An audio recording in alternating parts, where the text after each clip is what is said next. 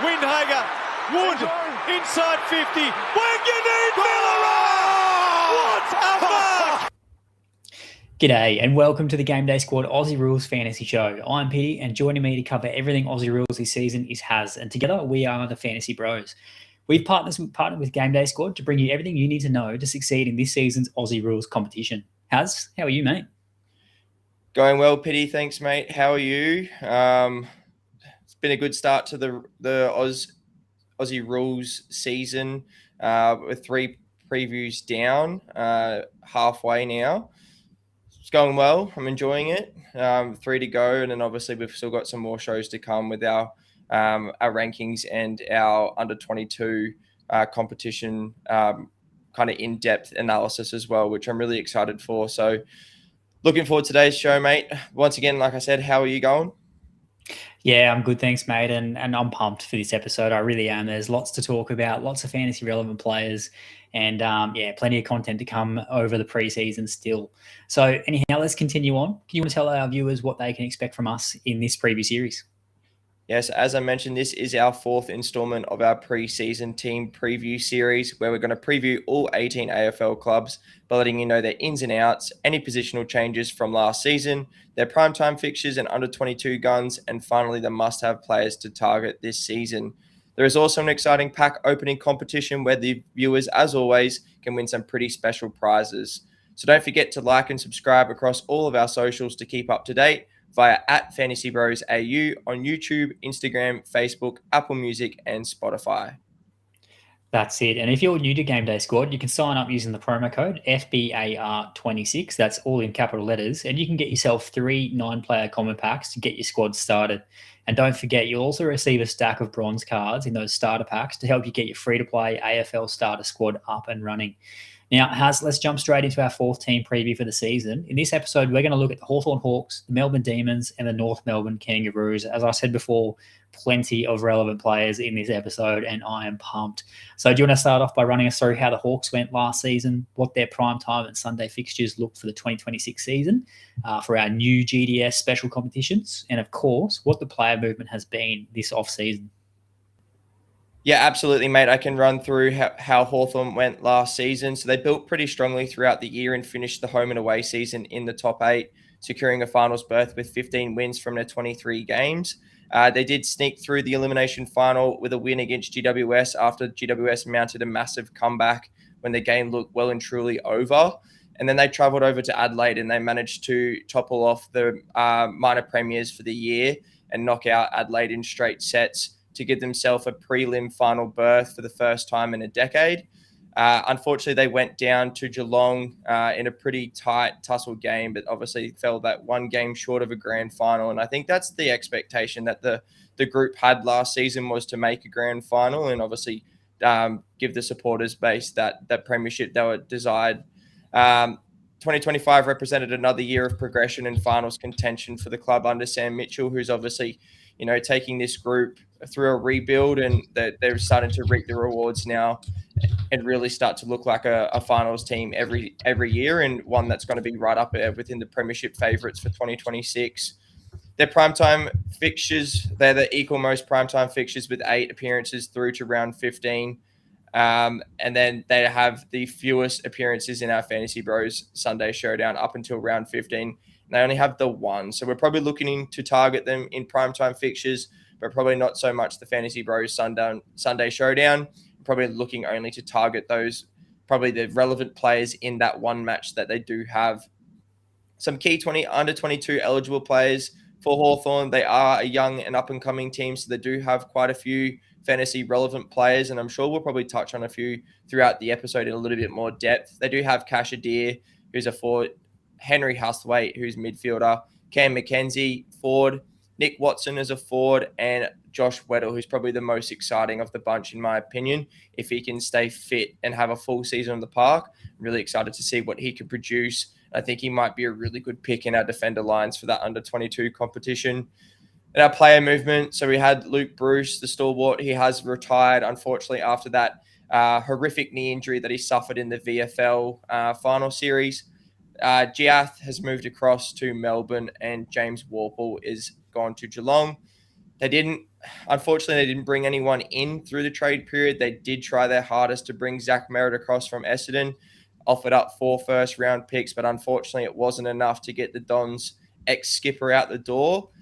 So therefore, we're only really targeting those key ins that they've picked up through the draft, and that was their rookie pick in Ollie Greaves, who was number 20, pick 23.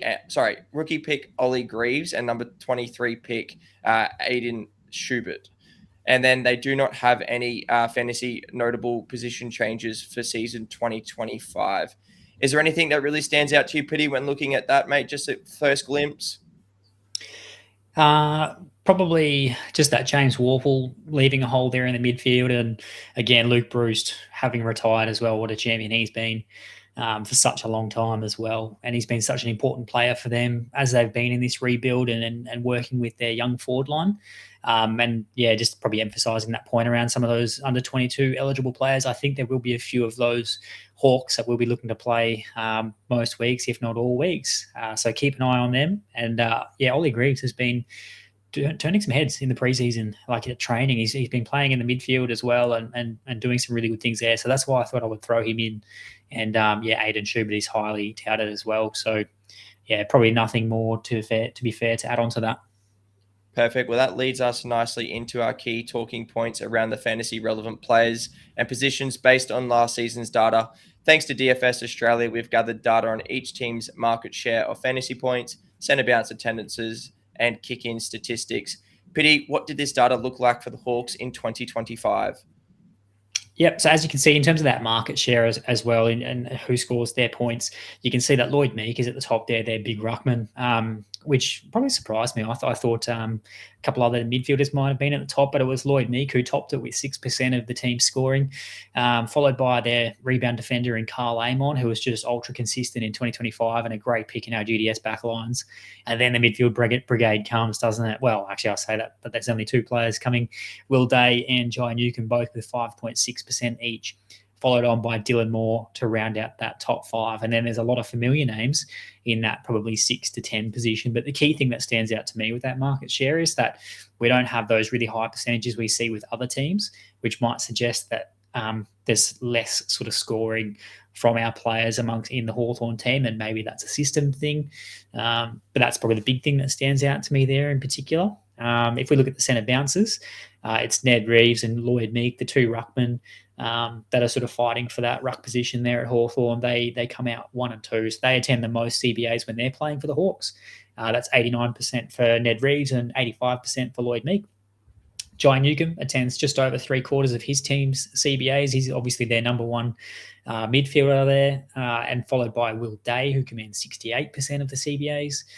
And then Connor Nash as well. He rounds out that top 5. And the interesting one there in terms of those CBAs is the fact that Will Day is obviously injured. He's injured his shoulder at training in the past week, and he's going to miss a really big chunk of 2026. And that's going to be probably a really big talking point in this episode for the Hawks, I would imagine. And following on from that too, if you have a look at the person who's attended the 6 most CBAs for the Hawks, that's James Warple, and he was traded to the Cats, as we discussed in our last episode. So there's a bit of an opening in that midfield there for our Hawks, and a bit of market share available for some players to get a bit of a bump on their scoring. And maybe we could look at someone for our GDS squads. We'll have to see. We'll have that discussion shortly. In terms of that kick-in monopoly, we have Carl Amon, who takes the most. He took 96 kick-ins for the Hawks and played on every single time, which is, again, +7. So +4 every time they play on. We take that. James Sicily and Josh Battle rounded out 2nd and 3rd in terms of those most kick-ins. They played on almost every time as well. And then you've got a handful of players who will chip in for their share as well, in Blake Hardwick, Jarman Impey, Jack Scrimshaw. But typically it's Carl Amon, James Sicily and Josh Battle taking those kick-ins. Anything else you picked out there, mate? Or are you sort of looking at that midfield like I am? Definitely looking at the midfield. I just wanted to point out that obviously we kind of talked about it in the previous episodes, where a player like Tom Mitchell, for example, only plays a few games and gets right up there in the fantasy market share and the CBA attendances. Will Day only did play the 6 games, so he was missing for more than a third of the season last year. Makes it interesting, though, who's probably, like we already talked about, James Warple also leaves a big hole. So Will Day potentially being out, they probably look to already cover that last year. Obviously, it is a massive out for them because he is probably their best player. But the stats probably tell a bit of a one-sided story. I think they tried to cover it last year, and we can see that by the splits there. Cam McKenzie, Josh Ward got a really good run at the back end of the season. They're probably the ones that are leading the way to probably take the 2 spots left by Will Day and James Warple. There's probably a couple others that I've heard rumors that Nick Watson's running through the midfield. We're looking for a burst. Jack Ginnivan's also potentially looking for some time in there. Obviously, we've also got Dylan Moore, who's a proven gun for the Hawks. So there are plenty of options. It's just what they end up throwing out there is a wait and see. And I think you've probably got another one as well that you might touch on later. And I won't give any spoilers away because I do think it's an interesting discussion.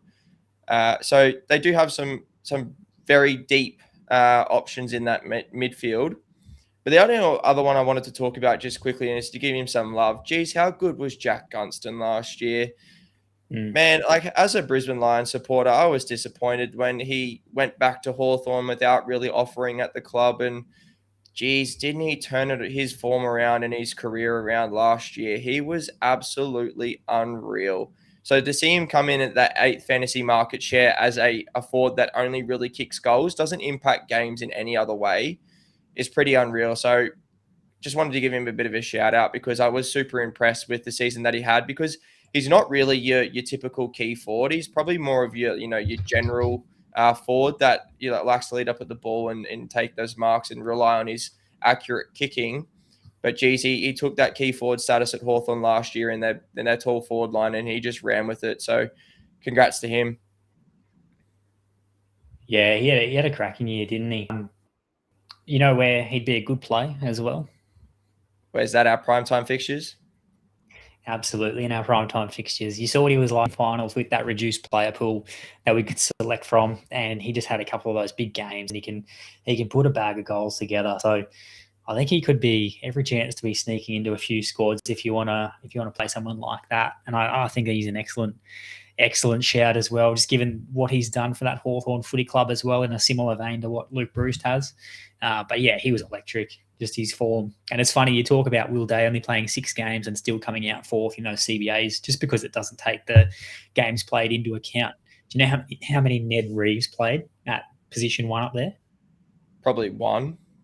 It's one, yeah, just the one single game, 89% tops it.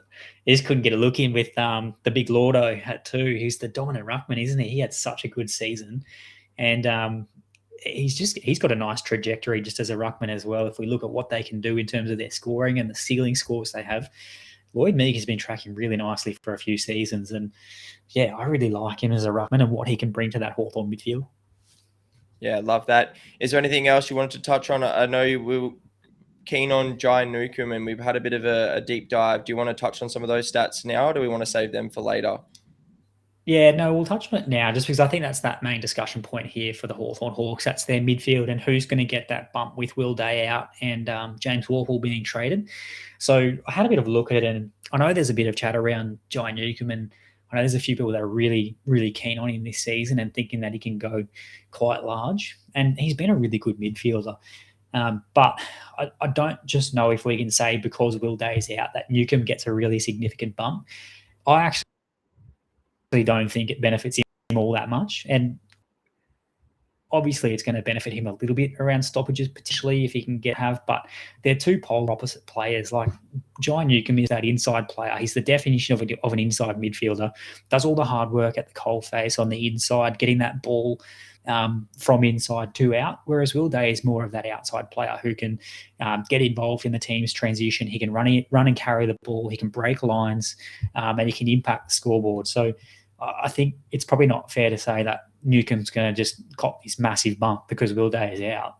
I don't think that's the case. Over the past 2 seasons, we've got to remember that Newcomb's actually played a fair bit of footy without Will Day, and he averaged 100 GDS points last year and 99.9 GDS points in the year before that. Sorry, so that's incredible consistency from him. But again, I don't want my midfielders giving me 100 points. It's just not enough when you've got these massive scores that, your Bontempelli, your Dawson, your Dacos, that they're putting up. 100 points is not enough, and that's going to be, if you have a midfielder putting that up in a standard competition, you'll be struggling, I think, to get onto a podium. So if we delve deeper into his games over the past couple of seasons, both with and without Will Day, it sort of supports my point. So when Will Day's not in the team, Newcombe actually gets a scoring bump of about 5 points, which is really not that much at all. And it's not enough to be really considering him as a starter in our standard competitions. But I need to be really clear here that he's head and shoulders, with Will Day out of the side, their best midfielder. And obviously he's highly rated within the club and the supporter base. That's clear because he's been promoted to co-captain alongside Sick Dog. But I also still think we should be playing him in the primetime competition because he loves a big game and he will be one of the better mids, particularly when we only have a couple teams to pick from. So I just don't expect much more upside though, and that's probably my main point. Even in last year's final series where he dominated those first 2 games, people started to talk about how he was firming as a chance to win that Gary Ayres medal for the best player in the final series. But his impact just didn't translate to GDS points. He only had scores of 111 and 114. And then he finished off his final series with an 83 in that prelim final loss. And a large reason for that was what he does on that inside, where he does a lot of that work in there, and it just leads to a really low kick to handball ratio. Like in that second final where he dominated, he had 10 kicks and 22 handballs. And it's just not enough for a really good ceiling scoring game day squad. You can't just be relying on your tackles for that. So I think the market share of points that Will Day leaves behind will be distributed to a few players in that midfield that you've just sort of mentioned there before. And there's one in particular that I'll speak about later. But if there's somebody that I reckon could see a really nice bump as well, it would be Josh Ward, just to keep a sneaky eye on him in game day squad. Because when Will Day's out of the team, he's the one that gets the biggest boost to his CBAs. So they go from 26% to 49% when Will Day is out of the team.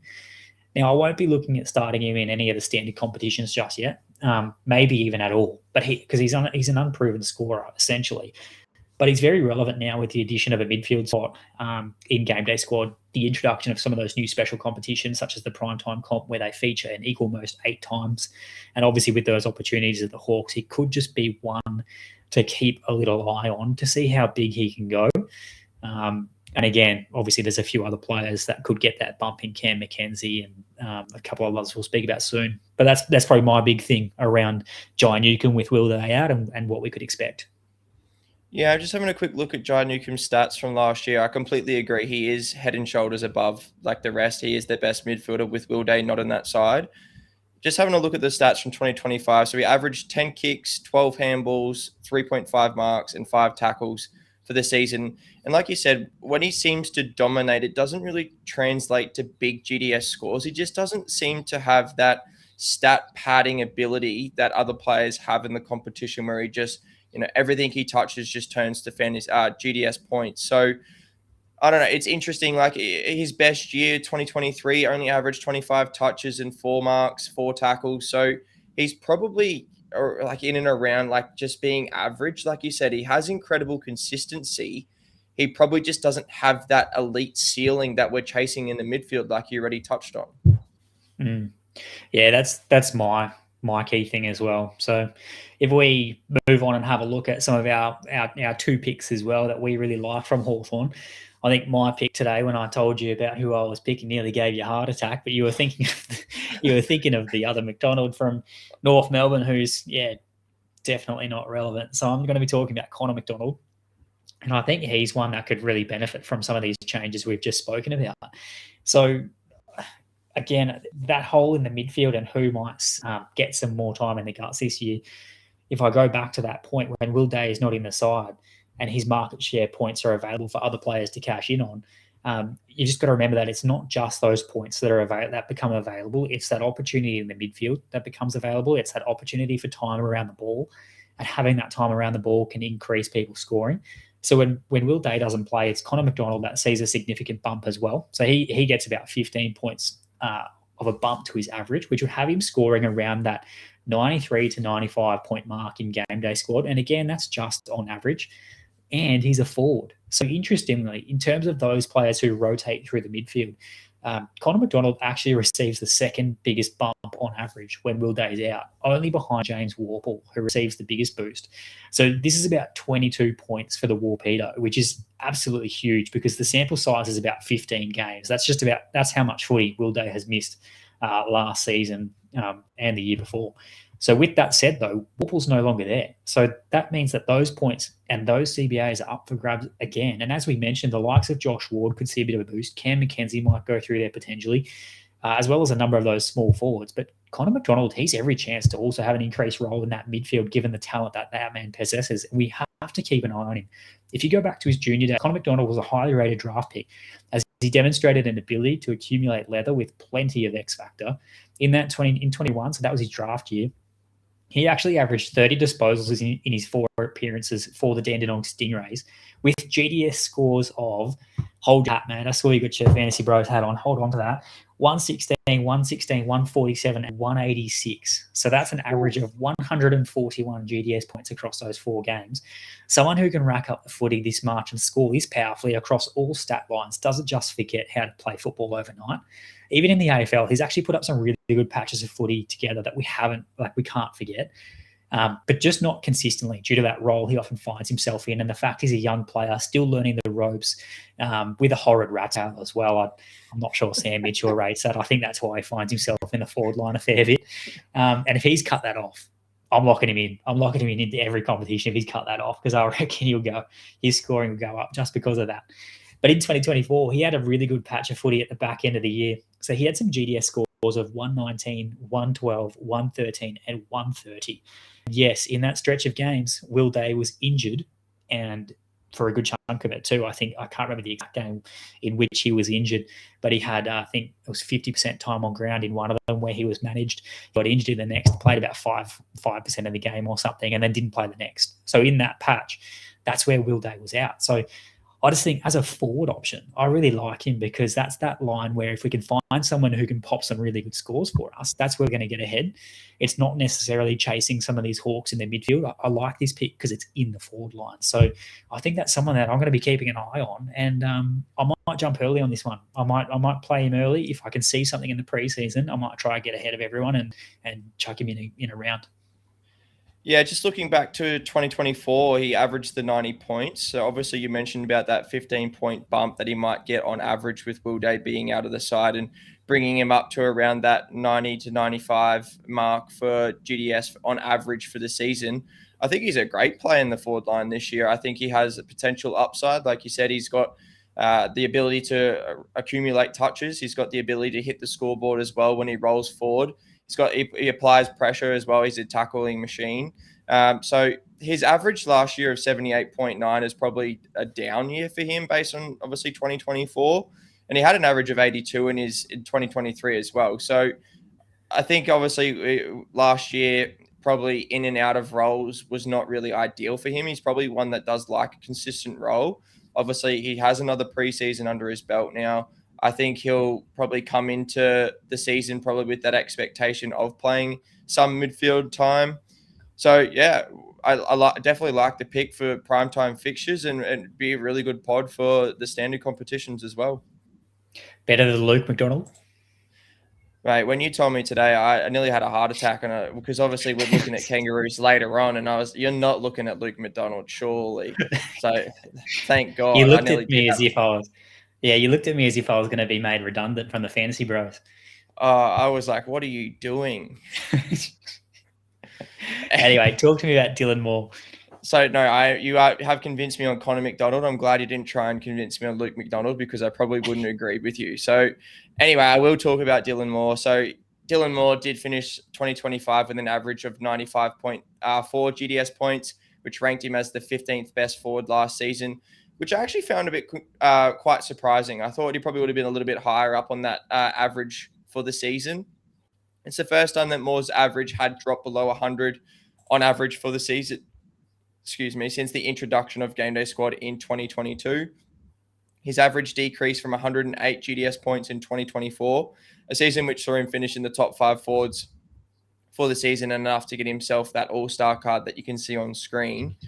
His previous 2 seasons in 2023 and 2022 saw him finish with averages of 101.5 and 108.5, GDS points respectively, which just highlights how consistent Moore's scores have been over the previous seasons. But what I found extremely interesting is Moore's access to CBAs being so low. So we've kind of glanced over it a little bit there when we're talking about the CBAs. We talked about McDonald, we talked about McKenzie, we talked about Ward, but last season Moore only averaged 18% of CBAs for Hawthorn, despite Will Day missing a major portion of the season, and that was obviously probably getting a spike with Will Day out of the side. So that was enough for 10th best at Hawthorn. He had a season high 51% CBAs in round 5 against Port, but he only had 3 other games over 30% CBAs for the season, which included the Hawks prelim final loss to the Cats, where I think they were throwing the magnets around late to try and miraculously overturn the result and have a comeback. So Will Day is once again injured to start the season, and obviously that's been the topic of this conversation for Hawthorn. And James Walpole's been traded to the Cats, which leaves those midfield spots and minutes up for grabs in 2026. And as I mentioned, they failed to get Zach Merritt in the offseason, which suggests they are looking for changes for their midfield in 2026, because outside of Newcomb, they've really failed to fire in the final series when it matters. Moore increased his scoring by 11 points on average in 2025 when Will Day wasn't in the side, and his CBAs also increased as a result. So with that being said, I expect Moore to be around the ball more often in 2026, whether that be pushing up from a high half-forward flank to players that +1 at the stoppage we love our forwards doing, or potentially starting in that midfield on occasions. Therefore, I'm expecting him to probably increase his average back up over that 100-point barrier for 2026. And I think I'll throw a bit of a reminder to coaches how consistent and elite he can be. So obviously they do have those 8 primetime fixtures. I think he's pretty much a lock in our forward lines for those primetime fixtures. And he becomes a pretty interesting pod as well in our standard competitions based on good matchups. Yeah, I'm not sure how long he'll last as a pod, though, if he can get his scoring back, because he is such a good quality player. And I agree with you. I expect him to bounce back this year. And there's no reason why he can't be in one of those top forwards for us.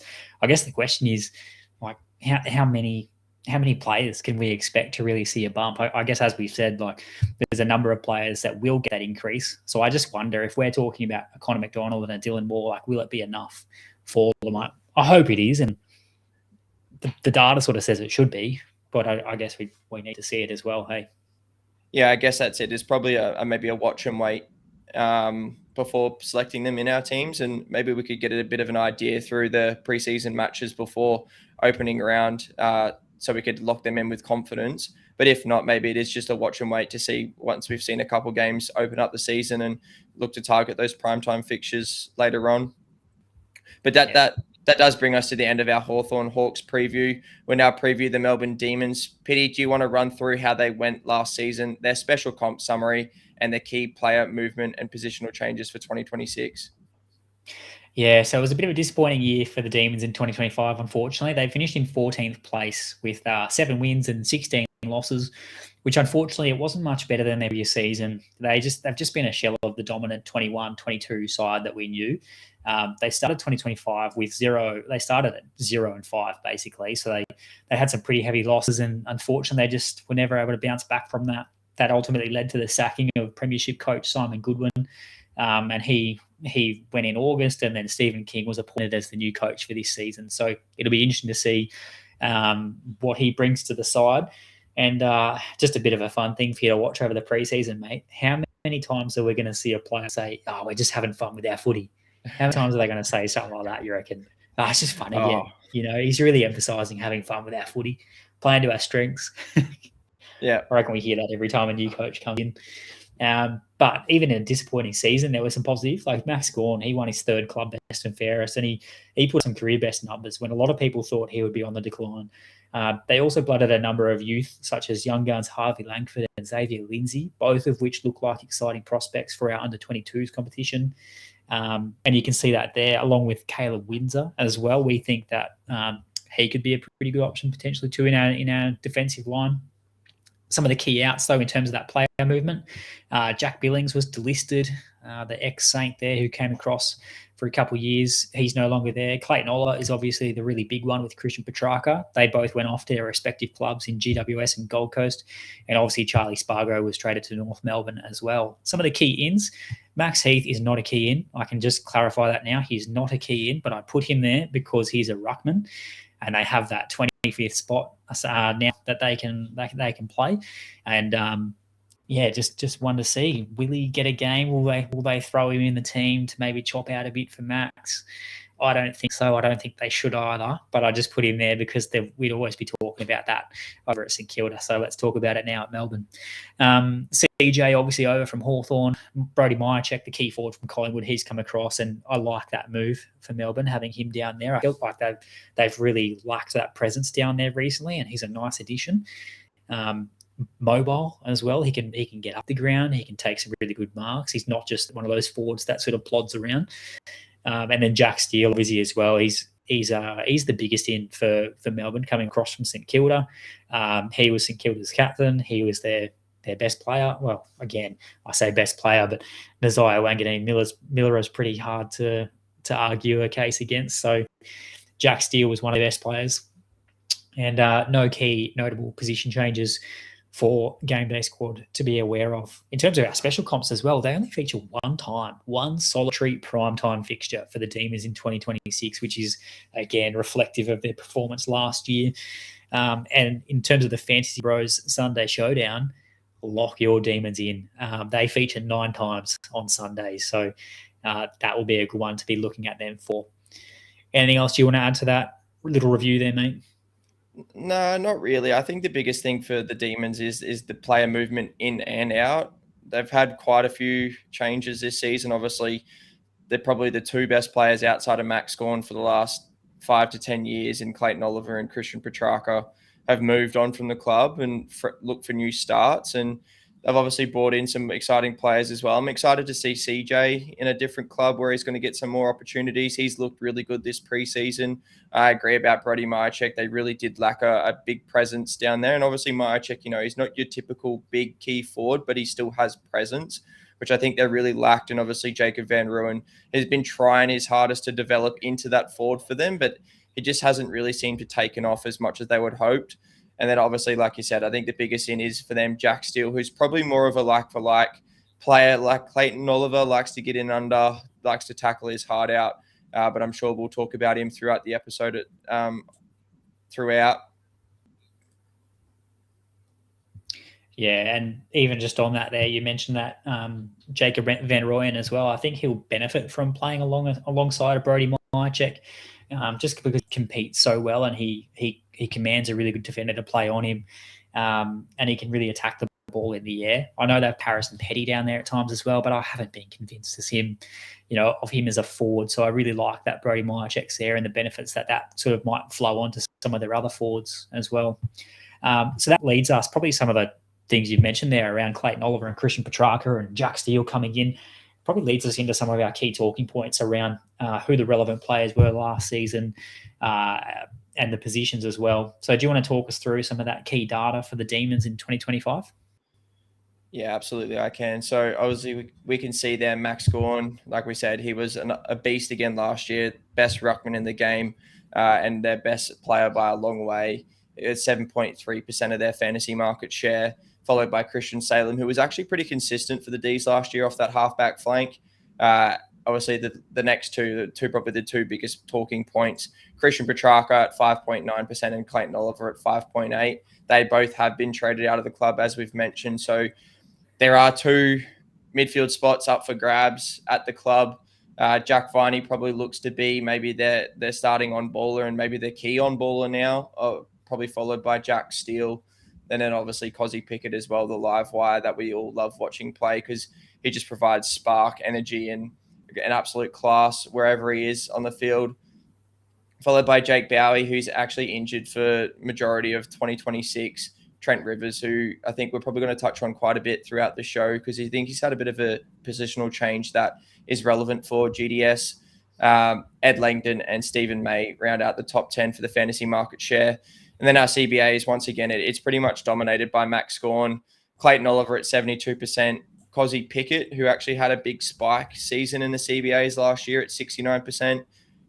Jack Viney, 68, and Christian Petrarca, 66, before it drops off to Trent Rivers at 20, who kind of was more playing behind the ball at stages throughout the last season. And then their kick-ins, Stephen May played on it 90% of the time, Jake Bowie 92% of the time, and then Christian Salem 96% of the time. I'm just going to get the numbers in front of me just real quickly. Just on that too, where you've mentioned Cozzy Pickett there as well, just in terms of a forward, he's our third highest averaging forward in game day squad that we can be selecting from this year. He averages 105.8 GES points, and more importantly, when he has gone through the midfield last year, I actually probably didn't expect that, to be very honest, and I didn't think it would last too long either, but he was incredible. He really changed the whole look of that Melbourne midfield, and bringing in Jack Steele now as well. They'll have a very different look in there. They've obviously picked up Latrell Pickett as well, his brother. I don't expect him to play a lot of time through there, but just imagine if you had two Picketts lining up in the midfield, how good that would look. But as I said, with a forward, if we can have a look at Pickett there as that third highest averaging forward, and he's getting nearly 70%, time around the ball, and he can push forward at will, essentially. Like, I know that they'll just trust him to push forward when he feels the need to do so, or play more of an attacking midfield role, and he can hit the scoreboard. And we know that that's where the points are in GDS. They'll get 8 points for a goal. If he does that a few times a game like he did last year, on top of everything he does in the midfield, it just makes him such a safe pick in that forward line for us. Yeah, he had some massive ceiling games, didn't he? I think he had a couple games of 5 goals and 25 disposals, which just screams ceiling scores. So with that ability to score well in our forward line, I think he is nearly a must pick pretty much nearly every week, just considering the ceiling that he does possess. Unfortunately, I don't have the kick in and play on the kick in data and how many kicks they actually took in front of me right now. We will get that out to everyone if anyone is curious about the kick in data for the Demons. So I do apologize about that. But we can see that. I actually didn't see that. I didn't have that. Apologies. I'll pull that up for us as well. Stephen May, Jake Bowie, Christian Salem, probably the ones we're looking to target if you are keen on any of those halfbacks for your team. But obviously, as we mentioned, Jake Bowie is going to be out for pretty much nearly all of the season due to injury. So maybe there is some kick-in duties up for grabs, but probably it's going to be between Stephen May and Christian Salem majority of the time. On that one, sorry, I've got the data there in front of me. I think just from what I've heard across in the preseason, that Stephen May, he might not be having as big a role down in that back line as what he did last year. We'll have to see how that goes. It's just been a few little rumblings that I've seen people talking about, particularly on X as well around preseason, but we'll just have to wait and see on that front. So it was 78 kick-ins for Stephen May, 72 for Jake Bowie. So it was really those two taking it, essentially. And then Christian Salem at 51, and then it drops off. We have Trent Rivers with 19 there to round out that sort of top 4. So you can imagine there's 72 kick-ins that are going to be up for grabs. If you're looking at that list, May, again, who I've sort of mentioned, there might be a decreased role potentially for him. Bowie's not there. You've got Salem, Rivers, McDonald, McVee, who's not there as well. Who do you think is going to get it? Who's the logical bump? Salem, and it makes him probably a very interesting pick, probably a bit of a pod in our backlines. I think he averaged, without knowing the data off the top of my head, I think he averaged 105 points last season, which would have put him up there within the top 10, 15 players in our defensive line. So if he is getting easy access to those cheap kick-ins, those +4s that we obviously love our defenders getting, then maybe he's the one that becomes the key focus down in that back line as the main distributor for the Ds. Top 10 defender, mate. He's the 10th ranked defender, and he averaged 110 last year, 109.8. There you go. So chuck on a couple easy +4s, and that average probably goes up to 115, 120. So he becomes a really, really solid pick. 9 features, FantasyBros Sunday Showdown, lock. And I'll be, very keen to play a Christian Salem in my standard competitions as well, because I think that a few people sleep on him as he's sitting at 10 there. We've got some really big names above. Obviously got Wang, Witt, Rosie, Zor, Sinclair, Ash, Bailey Dale. Will not be playing him unless that's a good matchup. Josh Dacos, John Noble. Christian Saylor, again, I really like that pick because of those kick-ins that are available down there, and not just the kick-ins, the points that will lead to. So, yeah, I really, really like that pick. And there's somebody else on that list that I'll be talking about, and you can maybe pick out who that is too if you want. Yeah, I think before we do get into who you want to talk about, I think Christian Salem, like you said, with Bowie and McVie being out, it does make him a very interesting pick because they're either going to have to find new ball users in that back line, or it's pretty much going to be Salem or nothing. So, yeah, that is definitely one that I'm noticing literally on as we record, that I'm very interested in Christian Salem now, looking at that and what that potentially means for his role for season 2026. But you did say that you wanted to talk about one of the other players on the list. So do you want to talk about who you're interested in for season 2026, mate? Yeah, let's do that now. And even just for our new coaches as well, potentially, you would have seen Max Gawn at the top of the market share and the CBAs there. If you look chasing some ruckman, make sure you get some Max Gawn cards. That is for sure. He's a star. But my pick for the Demons is Trent Rivers. You would have seen him on that list there. And I was torn. I wanted to talk about Christian Salem, but I decided to talk about Trent Rivers instead, just because he's a bit more of a speculative pick for our back lines. I think we've both probably just sold ourselves on Christian Salem there as we spoke. But I've just had a bit of a gut feeling about him at the start of the preseason. I actually went onto the market at the end of last year and I grabbed 2 of his plats for really cheap because I was that keen on him. And it starts off with the fact that he's available. He's selected as a defender in game day squad. So this makes the pick much more enticing.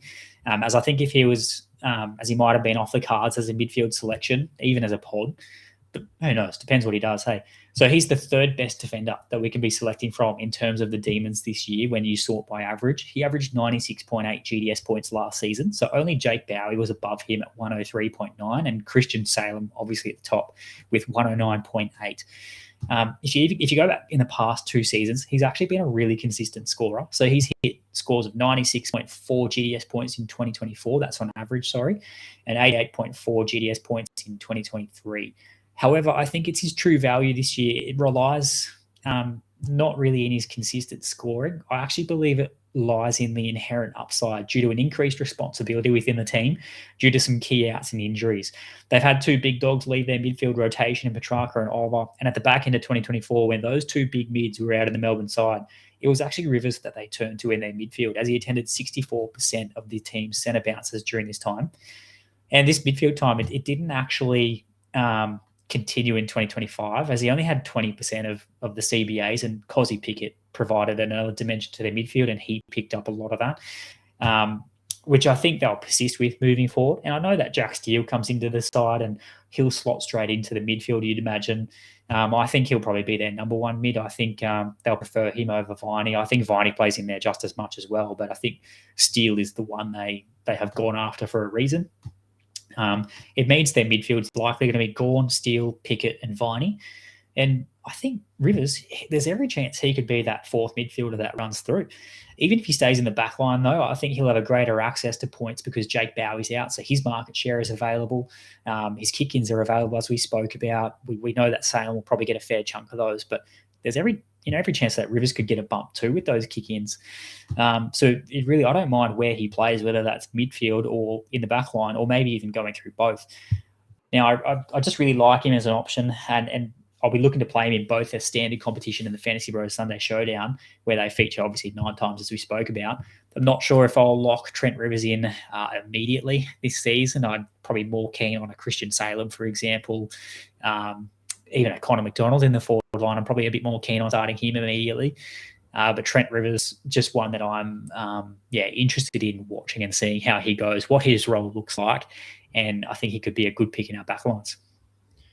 Yeah, I think the position change makes him probably relevant.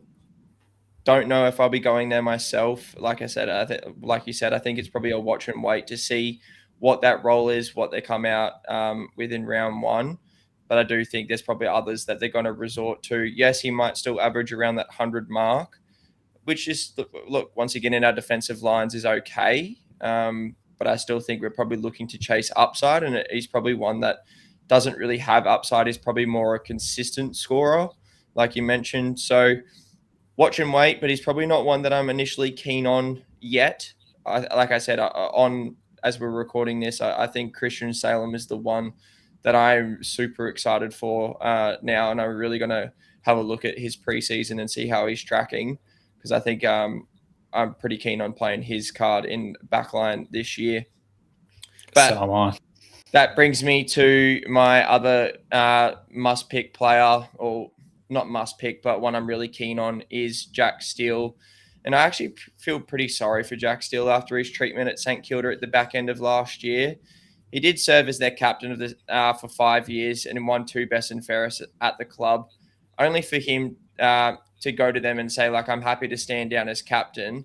But then for them to force him out the door entirely, I thought was a bit poor on St Kilda's behalf. And that's just my personal opinion. But for someone that gave absolutely everything to that club, obviously recognized that his stint as the leader of that club was coming to an end and did the right thing, decided to stand down. And then they were like, no, hold on, we actually don't even want you at all. I thought that was pretty poor. But saying that, moving on, I think it's a pretty positive thing for GDS coaches in 2026 that still gets a fresh start at the rebuilding Demon side under new coach Stephen King, where obviously, as we talked about, there are midfield minutes to be taken after the departure of Petrarca and Oliver, as we spoke about earlier. Steele will provide experience and leadership in what could be an experienced midfield mix at the Demons this year, and I think that will help him thrive and return to near his best. Obviously, we've kind of talked about Cozzy, Viney, Rivers, but they've also got those young guns that we mentioned briefly at the start of the show. They've got Harvey Langford, they've got Xavier Lindsay that they might want to throw the midfield. Obviously, Caleb Windsor as well. So he could be the potential experienced head that they need alongside Viney in that midfield to provide a cool, calm, and collected personality, I guess you could say. In 2025, he attended 74% of St Kilda's CBAs, which give him extra opportunities to score well across the season. In 2025, he did average 20 disposals, 4 marks, and 8.3 tackles a game. And he's been a player who is heavily reliant on those massive tackle numbers to boost his scoring output across seasons. Despite some minor injuries that he pretty much looked like he kept playing through, it never really looked like he recovered, still was able to average 107 GDS points last season, which saw him finish as the 27th best midfielder. And that was a significant decrease on his scoring from 2024, where he averaged 120.57 GDS points per game.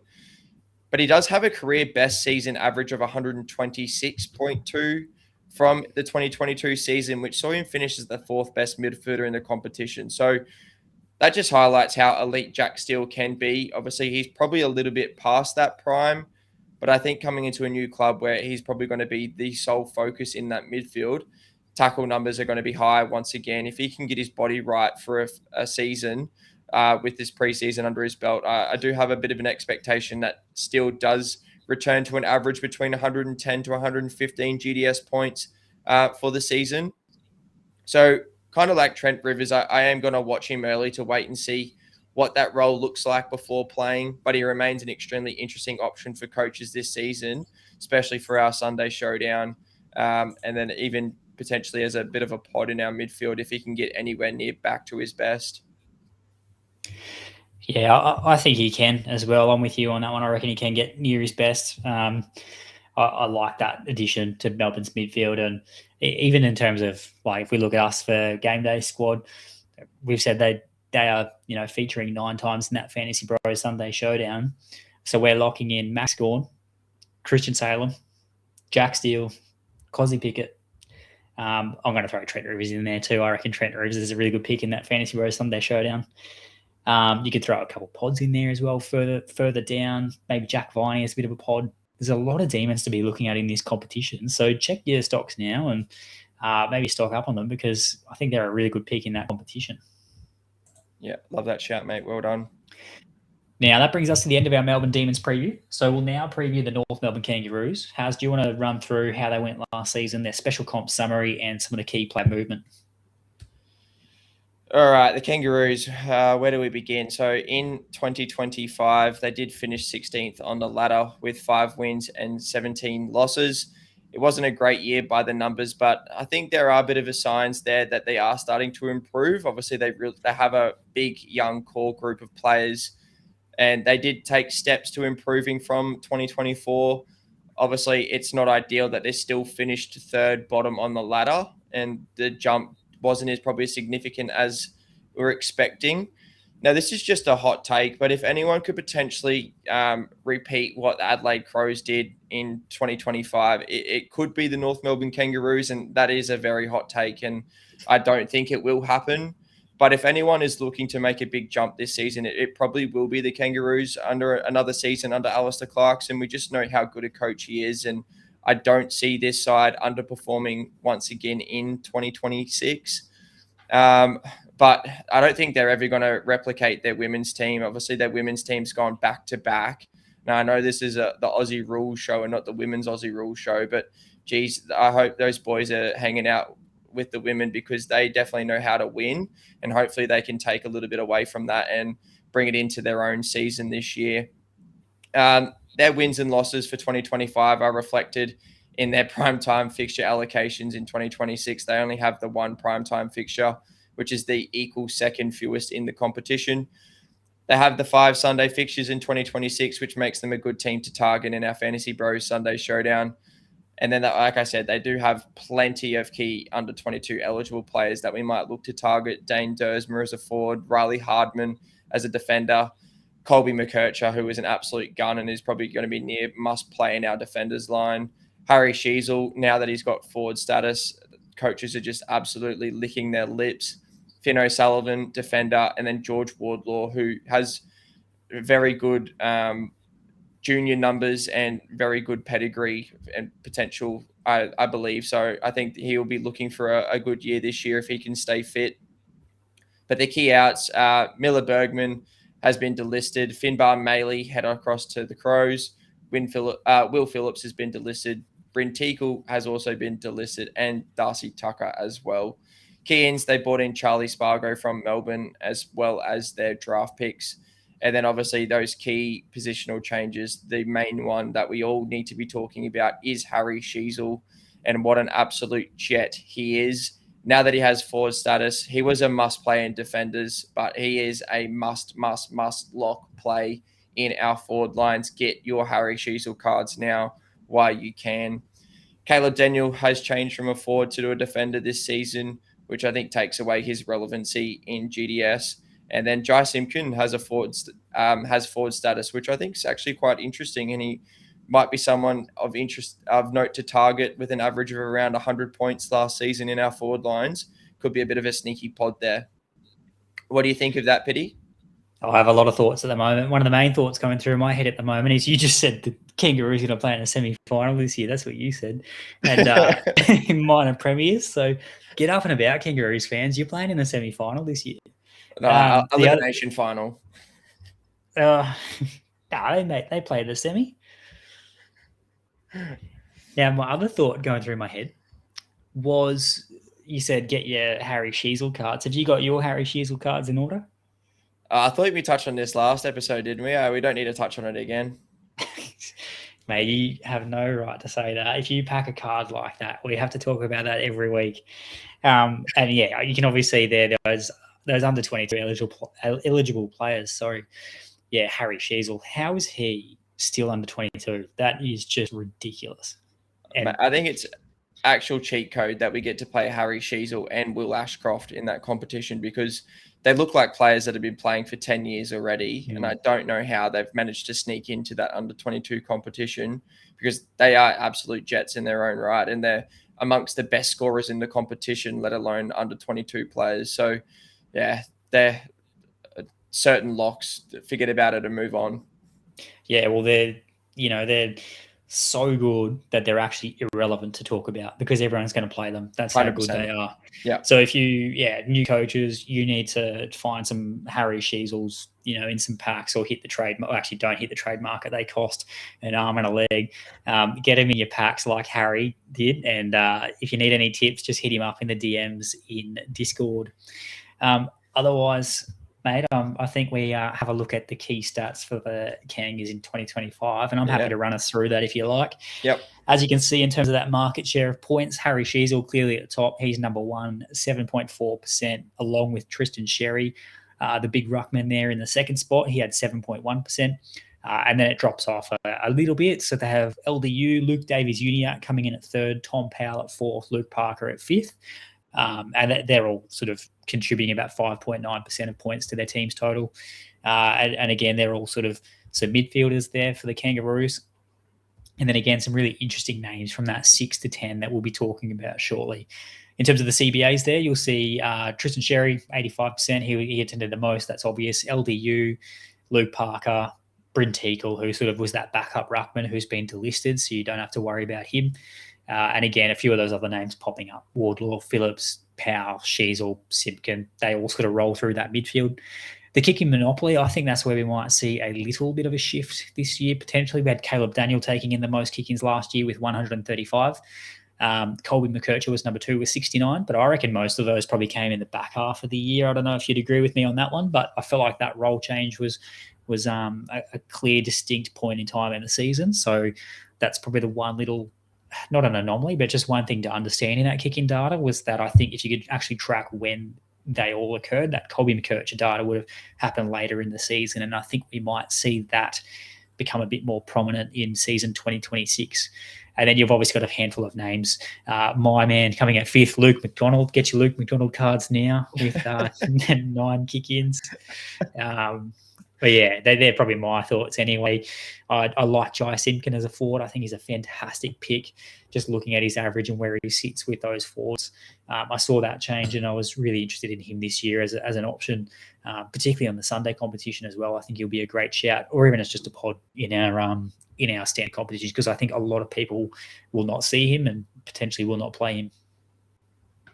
Yeah, I completely agree about what you said about Colby McKercher. I think at the start of the season, he was playing half forward, wing, and then he did have that clear shift in role and went to half back. And I think when he did, everything pretty much went through him.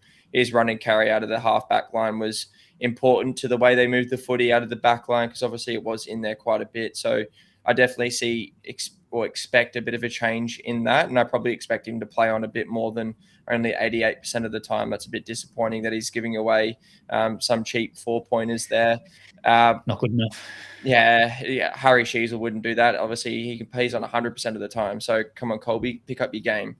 But outside of that, like I mentioned, I think Caleb Daniel, even though he did take those 135 kick-ins and he probably was relevant for GDS coaches last season, I think that that positional change from forward to defender probably just takes away his relevancy. He just doesn't have that ceiling score. Yes, he is a consistent scorer. He'll probably average around 95 to 100 points in that back line, just with the amount of touches that he gets, because he does get those very cheap touches. But I don't see him as a ceiling play. I don't see him as a top 10 scorer.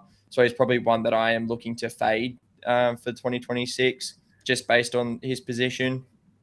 But I think the main talking point here is probably looking to target those players in the Sunday Showdowns or the under 22 competitions, because they do have some high scoring players. And obviously we've talked about Harry, we've talked about Colby, but people like Tom Powell can score well on his day. LDU can have massive ceiling games, but then he can have extremely low floors as well.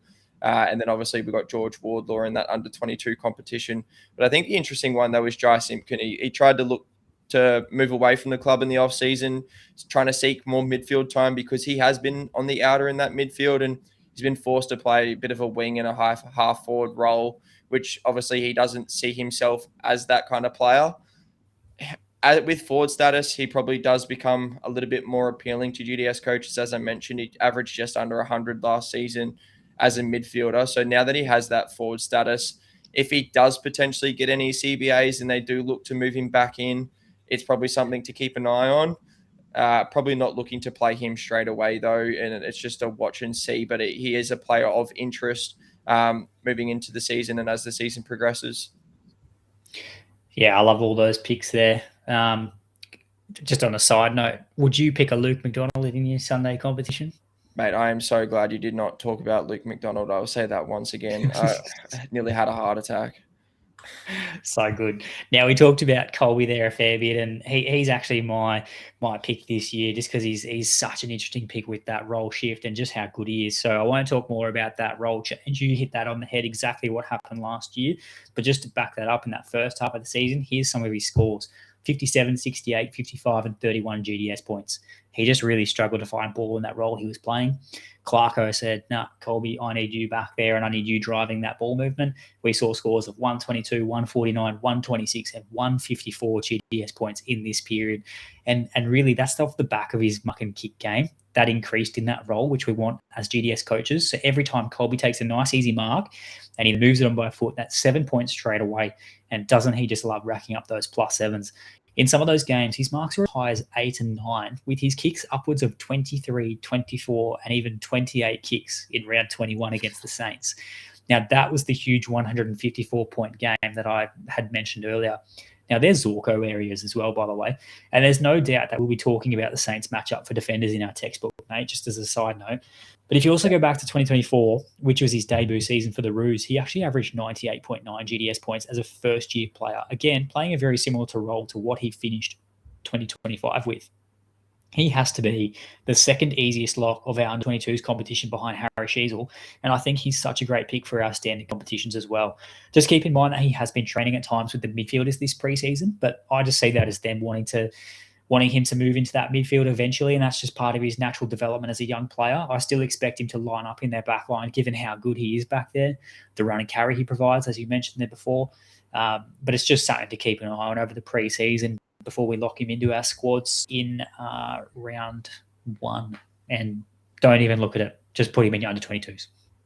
Yeah, love the shout. Probably not going to talk too much about it, but 28 kicks by 4. That, I think, at quick maths, that's 112 points before any other stats. No wonder why I scored 154 in that game, because 112 points just in kicks is insane. But yeah, like you mentioned, he does have that good role. They love the ball in his hands. They love the run and carry that he provides. And yes, he was drafted as a midfielder, so you're right. They are probably looking to see how he can continue to progress in that midfield space of the ground.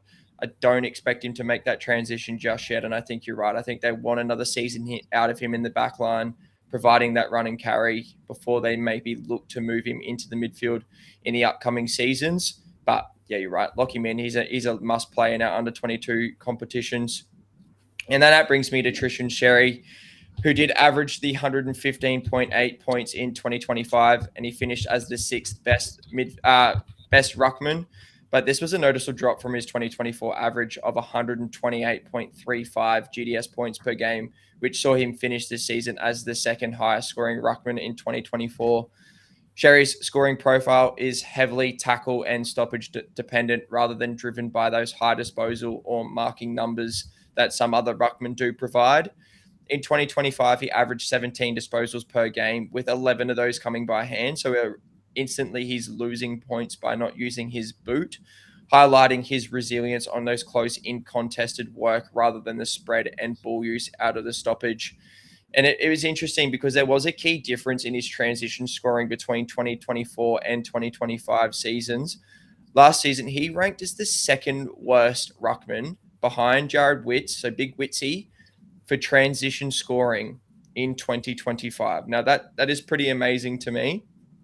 But whereas he was just below average for transition scoring in 2024. So his aerial impact has been limited, managing just 1.6 marks per game last season, meaning his scoring ceiling often relies on those defensive pressure games where he's able to, tap the ball down, get the hit out, and make the tackle as well. So he averaged a strong 6.6 tackles per game, which played a major role in those GDS output numbers throughout the season. He continued to dominate the ruck contest with 35 hitouts per game, reinforcing that value around the stoppage and centre bounces. He has been the best ruckman in the competition when it comes to scoring at the stoppage over the last 2 seasons. And he has some very favourable matchups in the first month of footy to target, with games against Port, West Coast, and Essendon to start the season. But I think the biggest question mark for me, and probably what I want to see maybe in round 1 when they do play that first game, is how these new ruck rule interpretations and rules are going to impact his scoring. So, given how heavily reliant Sherry is on that stoppage involvement, so whether he gets the hit out or follow up with the tackle, obviously we know it's no longer going to be a throw in from the boundary line between the arc. So, it's going to take away the amount of ruck contests and stoppages. So maybe Tristan Sherry's one that does get impacted quite heavily in relation to scoring output.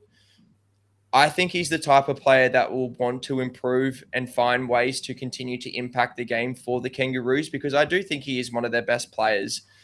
He's a hard nut. He loves getting his head over the footy. He loves making an impact. So I think he will find ways to continue to score well, but I think it's probably just a watch and wait early. And if he does look good against Port Adelaide in round 1, well then, boy, oh boy, I'll be looking to target him against West Coast and Essendon in rounds 2 and 3. That's for sure. Yeah, it's those early games, isn't it? Just such a good matchup for him, and he could absolutely feast. So I love that pick, mate. Perfect. Well, that does bring us to the end of our North Melbourne preview and the end of our 4th preview show. However, before we end, it is time for our favourite part of the show, our pack opening game. Pitty, do you want to explain to the viewers how the pack opening game works for our preseason shows?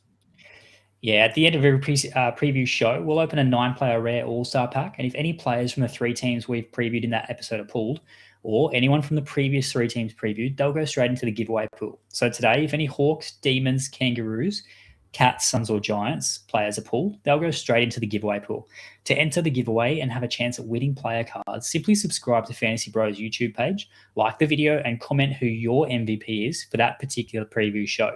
That means you could have up to 6 entries in the giveaway by the end of the preseason team preview shows. All winners will be drawn in our first live round preview on the 4th of March before the season commences. All right, perfect. Can you see on screen our 9-player rare all-star pack ready to go?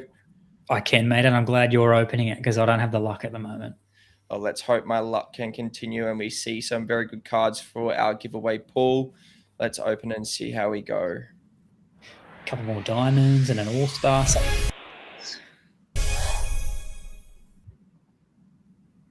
All right, let's see what we got. Have we got an all-star? Have we got something that we can chuck in? No, we got a couple plats.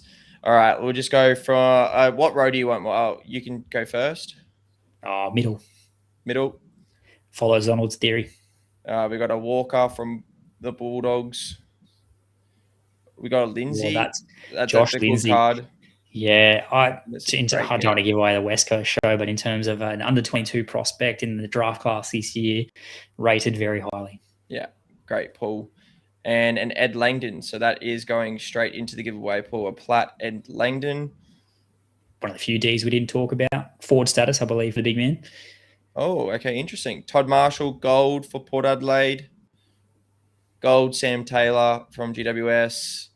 A gold, Darcy Moore. So that's that Sam Taylor going into the pool as well, I believe. Yes, that is right. Last show. We got a Blake McDonald from Hawthorns. Unfortunately, it's not Connor McDonald, but that can go into the giveaway pool. Yeah, see who else we get. Another probably unrelevant Hawthorn player there in Dalton. And then finally, last card there is he was and we have a Brendan Cox. Nice. Jack Dalton was actually the 34th pick for the Hawks there, coming from the Sandringham Dragons. So again, under 22 comp. Who knows? Okay. See if you can get a game. All right. Well, we'll throw that into the giveaway pool for viewers as well. Potential future pick there, because obviously Game Day Squad is a dynasty platform. So we'll throw that card into the giveaway pool as well. Lovely. Now, just as a reminder for our new users who are still looking to sign up, when registering, use the promo code FBAR26, all in capital letters, for 3 9-player common packs. And a bit of a spoiler, we'll be dropping the first ever Aussie Rules textbook in the next couple of weeks. The textbook will be your preseason guide to everything Game Day Squad Aussie Rules. So make sure you keep an eye on all socials for our release date. Our team preview shows will drop every Monday and Thursday on the Fantasy Bros YouTube, Apple Music, and Spotify pages. And don't forget to like and subscribe across all of our socials to keep up to date via @FantasyBros AU on YouTube, Instagram, Facebook, Apple Music, and Spotify. Yeah, perfect. So that, as Pitty said, it does bring us to an end. Our next team preview will look at Port Adelaide Power, Richmond Tigers, and the St Kilda Saints. So as you said, watch or listen on the Fantasy Bros YouTube channel and or Spotify to catch that one. Pitty, as always, it's been a pleasure, mate. Thanks again. 4 down, 2 to go. Catch you next show. Absolutely. Thanks, mate. That was fun. Thanks, viewers, and thank you, listeners. Thanks for tuning in to another episode by the Fantasy Bros. If you want to show your support, don't forget to like, subscribe, and share this show on YouTube, Spotify, and Apple Podcast. Also, make sure you check us out on TikTok, Instagram, and Facebook. Just search @FantasyBros AU.